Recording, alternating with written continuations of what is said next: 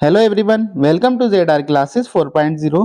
बच्चों, आज हम पढ़ेंगे क्लास 10 यूपी बोर्ड के साइंस के बहुत ही महत्वपूर्ण 10 क्वेश्चन जो हमारे एग्जाम की दृष्टि से बहुत ही ज्यादा महत्वपूर्ण हैं। तो जितने भी हमारे क्लास 10 के स्टूडेंट हैं वो इस वीडियो को लास्ट तक जरूर देखें। तो चलिए शुरू करते हैं आज का हमारा पहला क्वेश्चन। तो हमारा आज का फर्स्ट क्वेश्चन है हमारा, अपशिष्ट पदार्थों को शरीर से बाहर निकालने की प्रक्रिया को क्या कहते हैं। ठीक है, इसी के अथवा में एक क्वेश्चन है हमारा, वह जैव प्रक्रम जिसके द्वारा हानिकारक पदार्थों का निष्कासन शरीर से होता है उसे हम क्या कहते हैं। ठीक है, ये क्वेश्चन हमारा 2015 यूपी बोर्ड में पूछा जा चुका है, 17 में भी, 19 में भी और 23 में भी पूछा जा चुका है।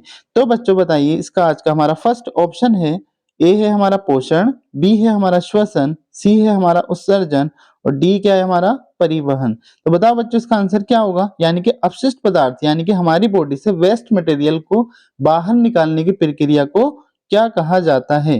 तो अपशिष्ट पदार्थों के हमारी बॉडी से बाहर निकालने की प्रक्रिया को या हानिकारक पदार्थों के बाहर निकालने की प्रक्रिया को क्या कहते हैं हम बच्चों, उत्सर्जन कहते हैं। ठीक है, नेक्स्ट हमारा एक क्वेश्चन और पूछ लेता है कि हमारी मनुष्य का मुख्य उत्सर्जी अंग क्या है। मनुष्य का मुख्य उत्सर्जी अंग क्या होता है हमारा, विरक होता है। और विरक की संख्या पूछ लेता है कि कितनी होती है।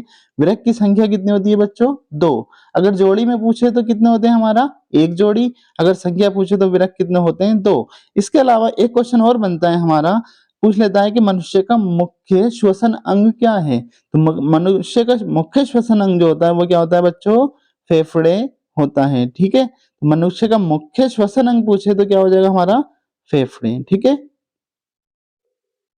मुख्य उत्सर्जी अंग क्या होंगे हमारे, वृक्क, और मुख्य श्वसन अंग कौन से होंगे हमारे, फेफड़े होंगे। तो चलिए चलते हैं नेक्स्ट क्वेश्चन पे हमारे। तो आज का दूसरा क्वेश्चन है हमारा, पित्त रस का स्त्रावण कहाँ होता है। यानी कि पित्त रस का स्त्रावण कहाँ होता है। ऑप्शन ए है हमारा अमाशय में, बी है हमारा पित्ताशय में, सी है हमारा यकृत में और डी है हमारा इनमें से सभी। पित्त रस का स्त्रावण बच्चों आपको बताना है कहाँ होता है। ठीक है, तो पित्त रस का स्त्रावण जो होता है हमारा कहाँ पर होता है बच्चों, पित्ताशय में नहीं होता है। कहाँ होता है हमारा इसका, यकृत में। यानी कि इसको ध्यान रखना है, पित्त रस का स्त्रावण पूछे तो यकृत में, और पूछे पित्त रस इकट्ठा कहाँ पर होता है, यानी कि इकट्ठा पूछे तो पित्त रस जो इकट्ठा होता है वो कहाँ पर होता है हमारा, पित्ताशय में। ये ध्यान रखना, यानी कि अगर स्त्रावण पूछे तो यकृत में और पित्त रस इकट्ठा कहाँ पर होता है हमारा, पित्ताशय में। ठीक है,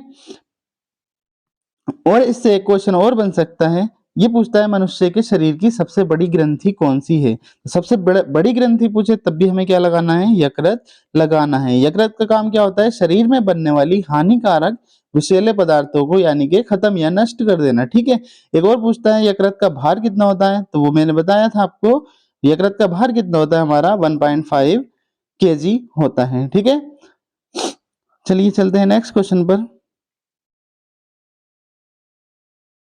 नेक्स्ट क्वेश्चन है हमारा क्वेश्चन नंबर 3, मनुष्य के हृदय में कोष्ठों की संख्या कितनी होती है।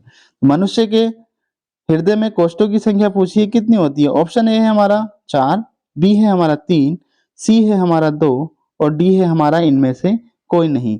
बच्चों हमें पता है मनुष्य के हृदय में जो कोष्ठ होते हैं वो कितने होते हैं हमारे, ऑप्शन ए क्या हो जाएगा इसका राइट आंसर। यानी कि हृदय में कितने कोष्ठ होते हैं हमारे, 4 कोष्ठ होते हैं, जिसमें क्या होते हैं, 2 हमारे क्या होते हैं दाया, यानी कि दाया अलिंद और दाया नीले, और 2 होते हैं बाया अलिंद और बाया नीले। ठीक है, तो 4 होते हैं, 2 हमारे दाएं और 2 हमारे क्या होते हैं, बाएं कोष्ठ होते हैं। एक क्वेश्चन और आ जाता है कि मछली के कितने कोष्ठ होते हैं। मछली के अंदर कितने कोष्ठ होते हैं हमारे, यानी कि कक्ष जो होते हैं मछली के अंदर कितने होते हैं हमारे, 2 कक्ष। अगर हमारे मनुष्य के अंदर पूछे तो 4, मछली के अंदर क्या होते हैं, 2। ठीक है, चलिए चलते हैं नेक्स्ट क्वेश्चन पर। नेक्स्ट क्वेश्चन और इम्पोर्टेंट क्वेश्चन है, हर साल बोर्ड में पूछा जाता है। ठीक है, इसमें क्वेश्चन है हमारा, पादप में जाइलम उत्तरदायी होता है।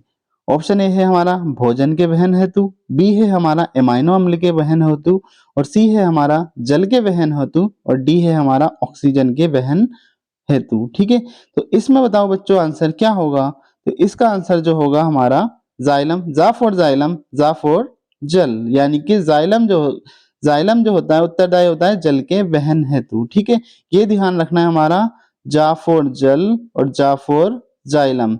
अगर फलों का वो खनिज पदार्थों का या फलों का पूछे तो क्या होता है हमारा फ्लोएम। ठीक है, अगर खनिज पदार्थों का पूछे या फलों का पूछे तो क्या हो जाएगा हमारा फ्लोएम। और जल जाइलम हमारा उत्तर जल के लिए पूछे तो क्या हो जाएगा हमारा जाइलम। ठीक है, चलते हैं नेक्स्ट क्वेश्चन पे। हमारा नेक्स्ट क्वेश्चन है हमारा, पौधों में जल परिवहन होता है। अभी मैंने और पीछे भी यही क्वेश्चन था इसी टाइप का। इसमें क्या है, पौधों में जल का परिवहन किसके द्वारा होता है? तो पौधों में जल का परिवहन जो होता है हमारा ऑप्शन ए है इसमें जाइलम द्वारा, बी है हमारा फ्लोएम द्वारा, सी है हमारा रंध्र द्वारा और डी है हमारा इनमें से सभी। तो इस क्वेश्चन का बच्चों बताओ राइट आंसर क्या होगा हमारा? इसका राइट आंसर होगा हमारा फिफ्थ का ए। ये भी क्या होगा, यानी कि पौधों में जल का परिवहन जो होता है वो जाइलम के द्वारा होता है। ठीक है, चलिए चलते हैं नेक्स्ट क्वेश्चन पे। हमारा नेक्स्ट क्वेश्चन है क्वेश्चन नंबर 6, फ्लोएम द्वारा भोजन को या खाद्य पदार्थों का स्थानांतरण होता है। ठीक है, ये भी इंपॉर्टेंट क्वेश्चन है, यानी फ्लोएम द्वारा भोजन का, अभी मैंने बताया था भोजन या खाद्य पदार्थों का जो स्थानांतरण होता है वो क्या होता है हमारा फ्लोएम के द्वारा होता है। तो इसमें हमारा ऑप्शन बताओ बच्चों क्या होगा? फर्स्ट है हमारा सुक्रोज के रूप में, बी है हमारा वसा के रूप में, सी है हमारा प्रोटीन के रूप में और डी है हमारा इनमें से कोई नहीं। तो इस क्वेश्चन का राइट आंसर क्या हो जाएगा बच्चों? Option number A is right answer, यानी कि फ्लोएम द्वारा भोजन का स्थानांतरण जो होता है वो सुक्रोज के रूप में होता है। ओके, चलते हैं नेक्स्ट क्वेश्चन पे। हमारा आज का 7वां क्वेश्चन है, स्वस्थ मनुष्य में रक्तदाब यानी कि ब्लड प्रेशर कितना होता है? ये मिसप्रिंट हो गया बच्चों लिखने में, कितना होता है। ठीक है, ऑप्शन ए है हमारा 120 by S 80 M H G. ठीक है, नेक्स्ट बी है हमारा 140 बटा 100 एच जी और सी है हमारा 150 बटा 85 एम जी और डी है हमारा 130 बटा 80 एच जी। तो इस क्वेश्चन का राइट, यानी कि ब्लड प्रेशर हमारा ह्यूमन का कितना होता है नॉर्मल नॉर्मल मनुष्य का। ठीक है, तो इस क्वेश्चन का राइट आंसर क्या हो जाएगा हमारा? ऑप्शन नंबर ए 120 पर 80 एच जी। ठीक है, एच जी क्या होता है बच्चों? ये मिलीमीटर, यानी कि मिलीमीटर और एच जी क्या होता है हमारा? मरकरी। ठीक है, तो यानी कि मिलीमीटर पर मरकरी में हम क्या करते हैं, मनुष्य के रक्तदाब को नापते हैं। ठीक है, चलिए चलते हैं नेक्स्ट क्वेश्चन पर। नेक्स्ट क्वेश्चन है हमारा आज का, सामान्य रक्तदाब मापने वाला यंत्र का नाम है। अब ब्लड प्रेशर हमने पढ़ा था कितना होता है नॉर्मल मनुष्य का? 120 बाय 80 एच जी। ठीक है, अब इसको मापते किस यंत्र के द्वारा है ये आपको बताना है। तो ऑप्शन है हमारा मैनोमीटर या रक्तचाप मापी। ऑप्शन ए, बी है हमारा एनीमोमीटर, सी है हमारा थर्मामीटर और डी है हमारा ए व बी दोनों। तो बताना है बच्चों इसमें रक्तदाब मापने वाला यंत्र कौन सा होता है। ठीक है, बताओ बच्चों इसका क्या होगा? हमारा इस क्वेश्चन का राइट आंसर हो जाएगा ऑप्शन नंबर ए स्फिग्मोमेनोमीटर। ठीक है, तो ऑप्शन ए क्या हो जाएगा? इसका राइट आंसर हो जाएगा। ठीक है, तो एक और क्वेश्चन हमारा इससे बनता है, यानी कि थर्मामीटर से हम क्या नापते हैं? थर्मामीटर से क्या नापते हैं हम? टेम्परेचर बॉडी का, यानी कि तापमान नापते हैं। देखा होगा जब फीवर आता है तो हम डॉक्टर के पास जाते हैं तो वो क्या लगाता है? कुछ इंस्ट्रूमेंट लगाता है, वो हमारा क्या होता है? थर्मामीटर, जिससे हमारे उससे बॉडी का टेम्परेचर नापा जा सकता है। इससे एनेमोमीटर का यूज क्या होता है? एनेमोमीटर से हम क्या नापते हैं? वायु की गति। ठीक है, यानी कि हवा की गति जो पूछे तो एनेमोमीटर से, तापमान पूछे तो वो थर्मामीटर से, रक्तदाब पूछे तो स्फिग्मोमेनोमीटर से। ठीक है, चलिए चलते हैं नेक्स्ट क्वेश्चन पर। तो आज का नेक्स्ट क्वेश्चन है क्वेश्चन नंबर 9, केवल जल में घुलनशील विटामिन है। इसमें से ये बताना बच्चों जल में घुलनशील विटामिन कौन सा है। अब ये पता होगा बच्चों विटामिन होते क्या हैं, यानी कि जो हमारे रोगों से लड़ने में सहायता करते हैं वो क्या कहलाते हैं? हमारे विटामिन कहलाते हैं। इसकी खोज किसने की थी? पूछ लेता है कभी कभी, खोज किसने इसकी? फंक ने। यानी कि खोज जो पूछे तो किसने की थी? इसकी फंक ने की थी। विटामिन हमारे कितने होते हैं? हमारे विटामिन जो होते हैं हमारे, उनकी संख्या कितनी होती है? A B C D E के, ये हमारे क्या होते हैं? विटामिन होते हैं।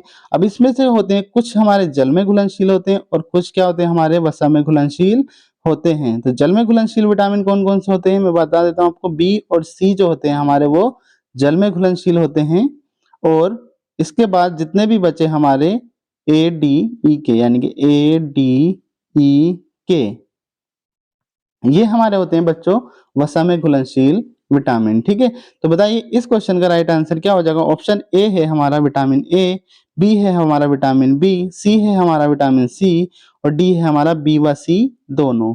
तो बच्चों बताओ इसका राइट आंसर क्या हो जाएगा? अभी मैंने बताया था आपको इस क्वेश्चन का राइट आंसर जो हो जाएगा हमारा ऑप्शन नंबर क्या हो जाएगा? D is right answer. यानी कि जो जल में घुलनशील विटामिन होते हैं वो हमारे कौन कौन से होते हैं? बी और सी। अभी भी बताया था मैंने, जल में घुलनशील पूछे तो हमारा विटामिन बी और विटामिन सी जो होते हैं जल में घुलनशील, एडीई के जो होते हैं वो हमारे वसा में घुलनशील होते हैं। विटामिन का काम क्या होता है? यानी कि रोगों से लड़ने में सहायता करना। ओके, नेक्स्ट क्वेश्चन है हमारा और आज का लास्ट क्वेश्चन। रक्त का लाल रंग किस पदार्थ की उपस्थिति के कारण होता है? यानी कि ब्लड का जो कलर रेड होता है वो किस वर्णक की उपस्थिति के कारण होता है? ये बच्चों आपको बताना है। तो इसका ऑप्शन ए है हमारा हीम, बी है हमारा विटामिन सी, सी है हमारा क्लोरोफिल और डी है हमारा न्यूक्लिक अम्ल। बच्चों इस क्वेश्चन का राइट आंसर क्या हो जाएगा? हमारा हीम। यानी कि हमारे ब्लड के में क्या होता है? एक हीम वर्णक पाया जाता है जिसके कारण क्या होता है? ब्लड का लाल रंग होता है। ठीक है, एक क्वेश्चन और आता है, पत्तियों का लाल रंग अगर पूछे तो वो किसके कारण होता है? पत्तियों का हरा रंग किसके कारण होता है? वो क्लोरोफिल के कारण। ब्लड का लाल रंग किसके कारण होता है? वो हीम के कारण। ठीक है, तो यानी कि पत्तियों का पूछे तो क्लोरोफिल के कारण पत्तियों का रंग हरा होता है। ठीक है, ओके, आई होप ये वीडियो आपको अच्छी लगी हो। अगर सही लगी हो तो वीडियो को लाइक करें, चैनल को सब्सक्राइब करें और वीडियो को शेयर करें। ओके।